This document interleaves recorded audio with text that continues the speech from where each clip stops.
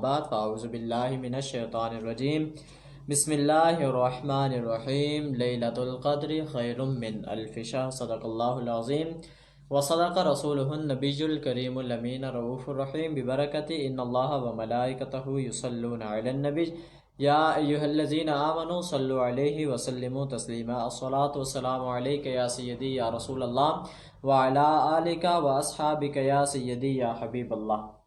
تمام تر تعریف و توصیف اللہ جل مجدہ الکریم کے لیے ہے جو خالق کائنات بھی ہے اور مالک ارض و سما بھی، اور تمام تر حمد و ثنا محبوب دو عالم شفیع معظم شفیع یوم النشور احمد مجتبی محمد مصطفیٰ صلی اللہ تعالی علیہ وآلہ وسلم کے لیے ہے کہ جن کے صدقے میں خالق کائنات نے یہ کل کائنات تخلیق فرمائی۔ بفضلہ تعالی ایک مرتبہ پھر ہم موجود ہیں رمضان المبارک کے اس خوبصورت ٹرانسمیشن رمضان نور ایمان میں، اور آج کا جو ہمارا موضوع ہے وہ آج کی خوبصورت رات کے متعلق رات کے حوالے سے ہے، اور وہ رات جسے قرآن پاک کے اندر اللہ رب ذوالجلال نے باقی راتوں کی نسبت بہت زیادہ فضیلت دی ہوئی ہے۔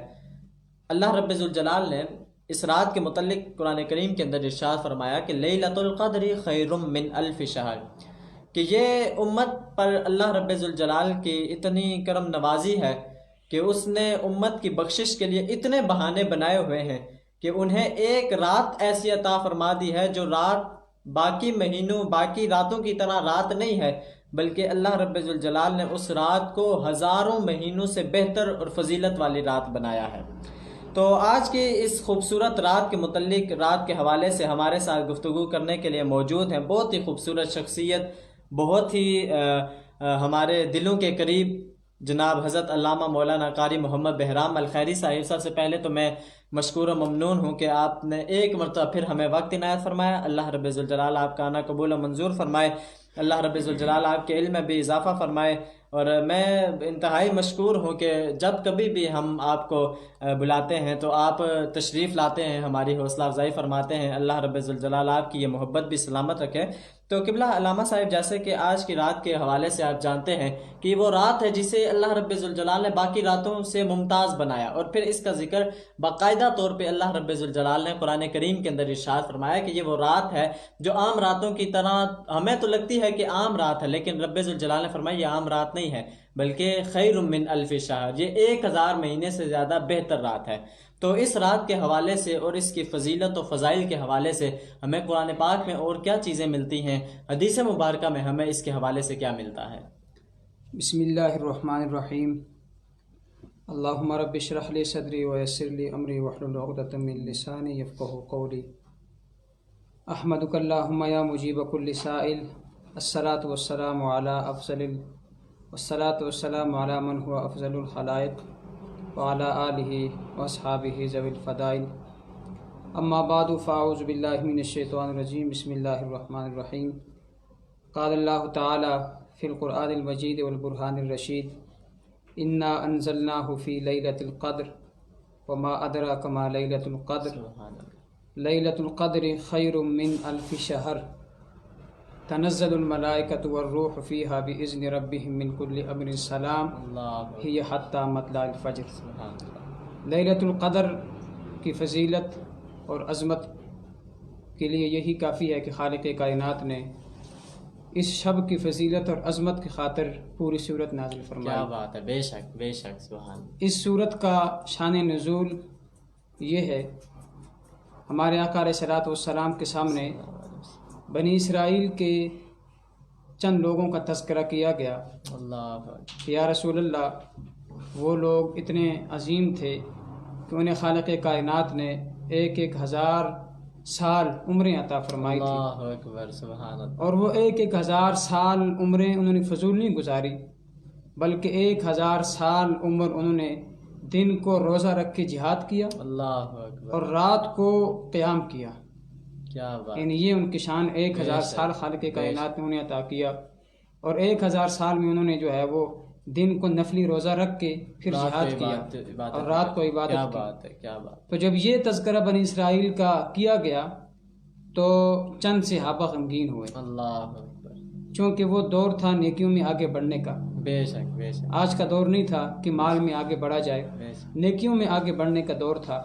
اور صحابہ کا یہ ان کی دلی خواہش تھی اور تمنا تھی کہ کل قیامت کے دن نیکیوں کے لحاظ سے اگر پہلا نمبر آئے تو ہمارا آئے. ہمارا ہے. کیا بات ہے. بے شک تو صحابہ کرام علیہم الرضوان نے عرض کی یا رسول اللہ، ان کے 1000 سال عمریں ہیں، ہماری تو اتنی عمریں بھی نہیں ہیں. اور پھر انہوں نے دن کو روزہ رکھ کے جہاد کیا یاد بھی کیا ہے اور پھر رات کو قیام کیا. قیام بھی کیا. بے شک تو یا رسول اللہ وہ تو ہم سے نمبر لے گئے. اللہ قیامت کے دن ہم آپ کے غلام ہو کے اگر نیچے ہوں گے اور وہ ہم سے اعمال کے اعتبار سے اوپر ہوں گے ہوئے تو کیا تو یہ بات ہمیں اچھی نہیں کیا لگتی. بات ہے. کیا یا رسول اللہ، جس طرح آپ تمام نبیوں کے سردار ہیں تو آپ کی امت بھی تمام نبیوں کے سردار ہے. کیا بات ہے. اور جو سرداری کا مقام آپ کو ملا ہے، ہم چاہتے ہیں کہ آپ کے نوکری میں وہ مقام ہمیں بھی ملے. بے شک تو ہمارے آقا علیہ الصلوۃ والسلام نے صحابہ کی جب یہ گفتگو سنی، آپ کے دل میں بھی یہ خیال آیا کہ جب اتنے ان کی عمریں ہیں تو پھر ان کے اعمال جب اتنے ہیں، فضائل اتنے ہیں، تو پھر واقعتاً ان کو نمبر بھی زیادہ ملیں گے. تو جب ہمارے آقا علیہ الصلوۃ والسلام کے دل پر یہ خیال گزرا، خالق قرآن کائنات نے قرآن میں یہ آیت نازل فرمایا. اللہ کیا بات ہے. کیا بات ہے. فرمایا انا انزلناہ فی لیلۃ القدر. کیا بات. ہم نے یہ قرآن لیلۃ القدر بھی نازل کیا. بے لیلۃ القدر خیر من الف شہر. کیا بات ہے. بے فرمایا شک. یہ 1000 مہینوں سے بہتر ہیں. کیا یعنی بنی اسرائیل 1000 سال عمر پا کے دن میں روزہ رکھ کے جہاد کر کے رات کو قیام کر کے وہ مرتبہ اور مقام نہیں پا سکیں گے جو مرتبہ اور مقام اس ایک رات میں 2 نفل پڑھنے والے کو سرکار کے غلام کو خالق کائنات عطا فرمایا. بے شک بے شک. ایک روایت میں آتا ہے اس رات کے متعلق، ہمارے آقا علیہ الصلوۃ والسلام فرماتے ہیں جب شب قدر آتی ہے تو خالق کائنات کی جانب سے حضرت جبرائیل علیہ الصلوۃ والسلام زمین پر اترتے ہیں. اللہ اکبر. اور وہ اکیلے نہیں اترتے بلکہ فرشتوں کے جھرمٹ میں اترتے ہیں، کیا بات ہے. فرشتوں کے جلوس میں اترتے ہیں. بے شک. اور ان میں ہر ایک فرشتے کے ساتھ جھنڈا ہوتا ہے، سبز رنگ کا جھنڈا ہوتا ہے. حضرت جبرائیل علیہ الصلوۃ والسلام کے ہاتھ میں بھی جھنڈا ہوتا ہے اور وہ کعبہ شریف پر اس جھنڈے کو نصب کرتے ہیں. اور فرمایا حضرت جبرائیل علیہ الصلوۃ والسلام کے 100 پر ہیں اللہ اکبر. اور ان 100 پروں میں سے خصوصیت کے ساتھ 2 پروں کو اس رات میں وہ کھولتے ہیں. کیا بات ہے. یعنی خصوصیت کے ساتھ اس رات کی یہ خصوصیت ہے کہ کہ ان 2 پروں کو فقط اس رات میں کھولا جاتا ہے. کیا بات. اور وہ اتنے بڑے پر ہیں کہ جو مشرق سے مغرب کے احاطے کو ڈھانپ لیتے ہیں. اللہ. اور فرمایا جو اس رات ان فرشتوں کا کیا کام ہوتا ہے جو حضرت جبرائیل علیہ الصلوۃ والسلام کے ساتھ آتے ہیں، ان کی یہ ڈیوٹی ہوتی ہے.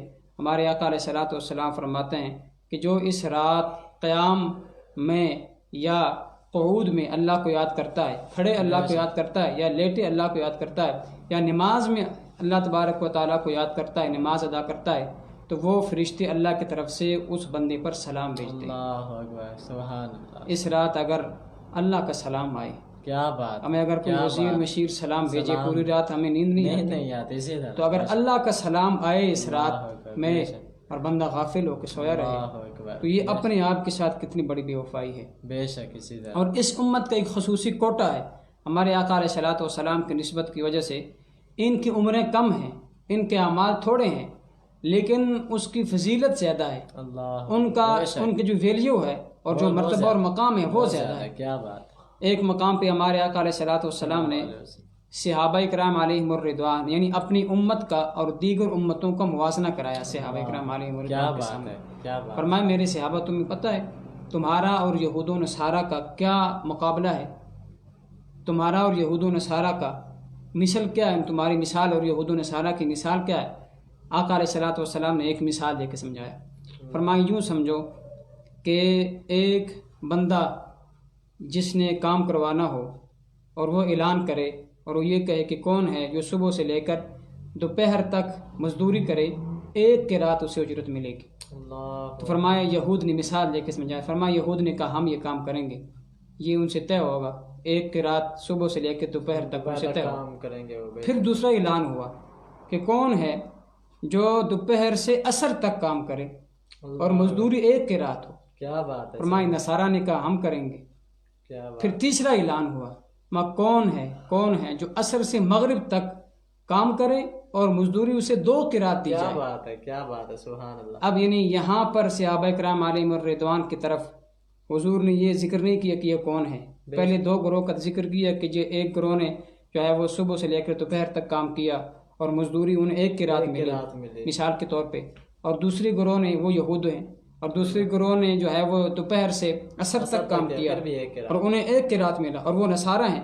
یہاں سرکار نے روک کے صحابہ سے پوچھا، فرمایا صحابہ تمہیں پتہ ہے وہ کون ہیں جو عصر سے مغرب تک تھوڑے سے ٹائم میں، یعنی کہاں صبح سے دوپہر تک اور پھر دوپہر سے عصر تک، اور کہاں عصر سے مغرب تک تھوڑا سا وقت، اس میں جو کام کرے اور اسے مزدوری ڈبل دی جائے، 2 کی رات دیے جائیں۔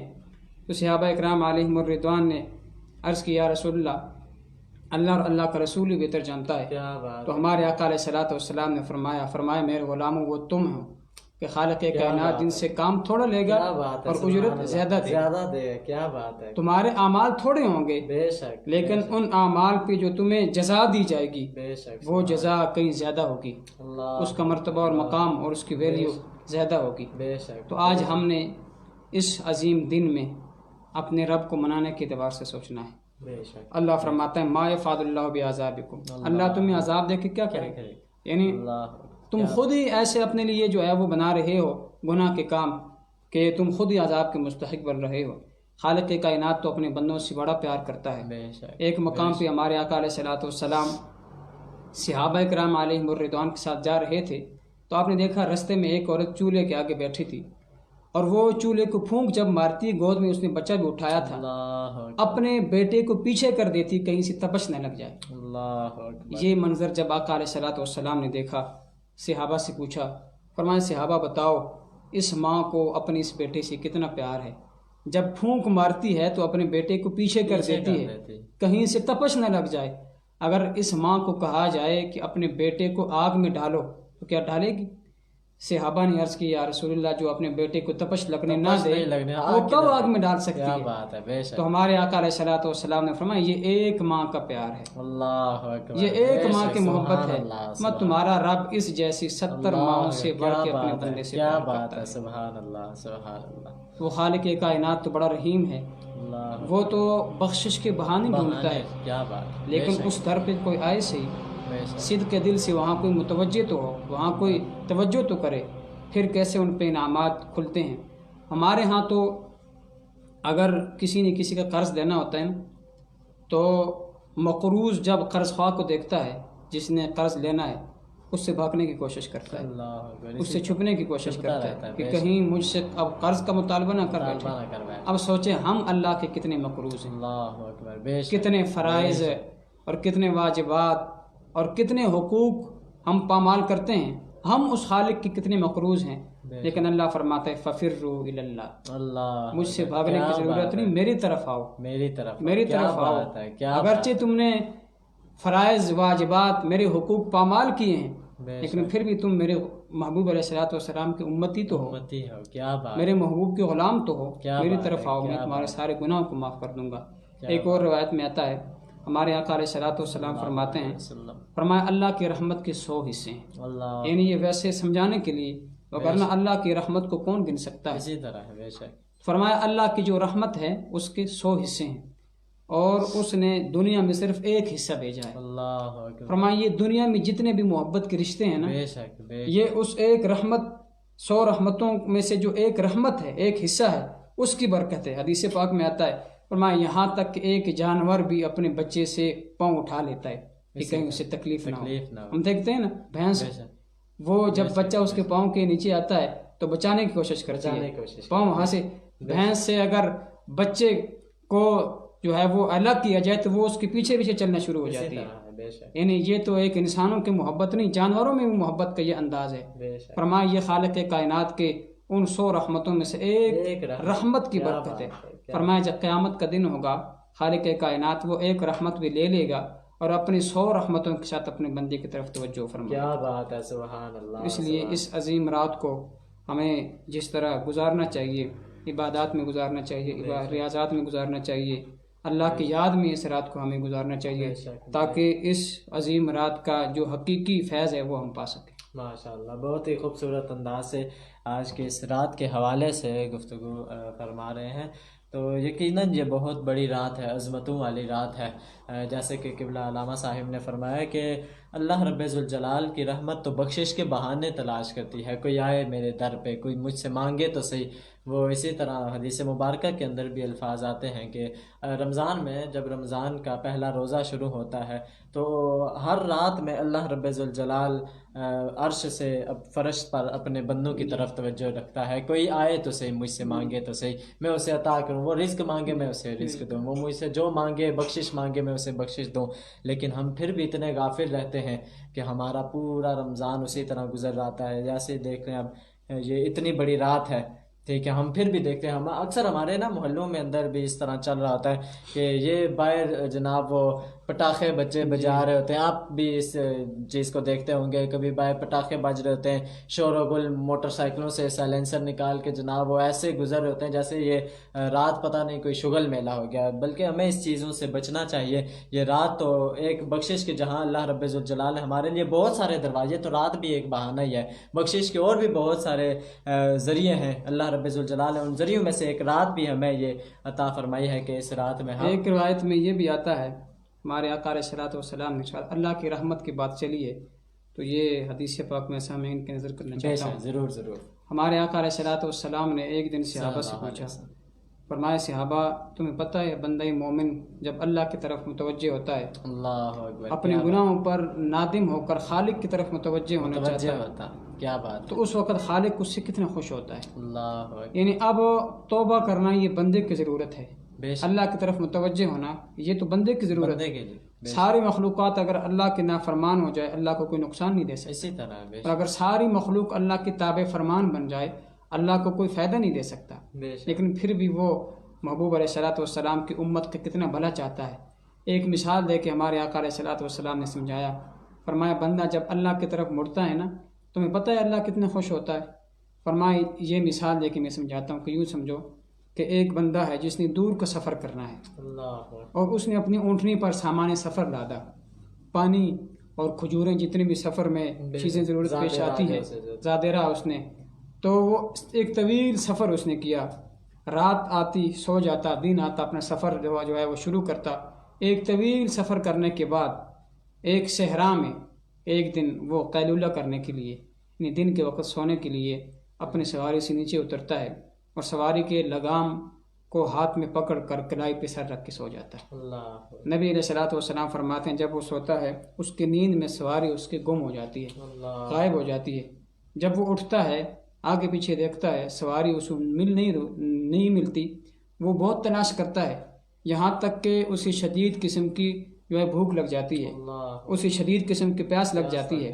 جہاں سے آیا تھا وہاں بھی دوبارہ نہیں جا سکتا، اور جہاں جانا ہے وہ منزل بھی اب بڑی دور ہے.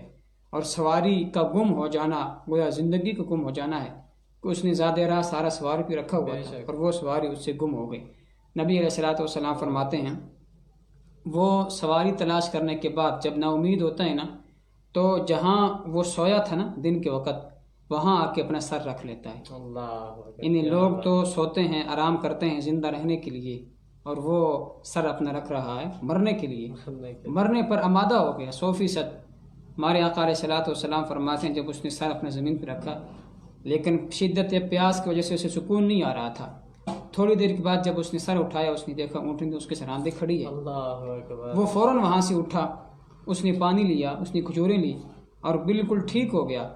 وہ جو مرنے پر آمادہ ہوا تھا بالکل اب اسے دوبارہ زندگی مل گئی اور وہ اپنے سفر پر روانہ ہوا.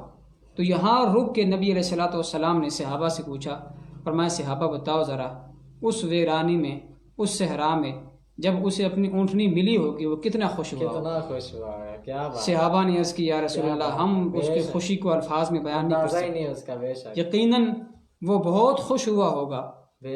تو ہمارے آقا علیہ الصلوۃ والسلام نے ارشاد فرمایا وہ اونٹنی کا مالک اونٹنی کے مل جانے پر اتنا خوش نہیں ہوتا جتنے اللہ بندے کی توبہ کرنے پر بندے سے خوش ہوتا ہے. اللہ اکبر، سبحان یہ اللہ، شان ہے، سبحان یہ اللہ، مرتبہ اور بے شک، مقام بے ہے. شک، ماشاء اللہ. بڑے خوبصورت انداز سے آج کے اس رات کے حوالے سے گفتگو فرما رہے تھے قبلہ علامہ صاحب. میں ایک مرتبہ پھر آپ کا مشکور و ممنون ہوں. آپ ہماری حوصلہ افزائی فرماتے رہتے ہیں، آ کر ہمیں اور ہمارے ناظرین اور سامعین کے لیے آپ بڑی خوبصورت باتیں بیان کرتے رہتے ہیں، ان کی اصلاح کے لیے آپ گفتگو فرماتے ہیں. اللہ رب ذوالجلال آپ کا آنا بھی قبول و منظور فرمائے. تو ناظرین، آج کا یہ پروگرام اپنے اختتام کی طرف چلتا ہوا انشاءاللہ تعالیٰ کل نئے موضوع کے ساتھ، نئے مہمان کے ساتھ ایک مرتبہ پھر ملاقات ہوگی. تب تک کے لیے اجازت دیجیے. اللہ حافظ.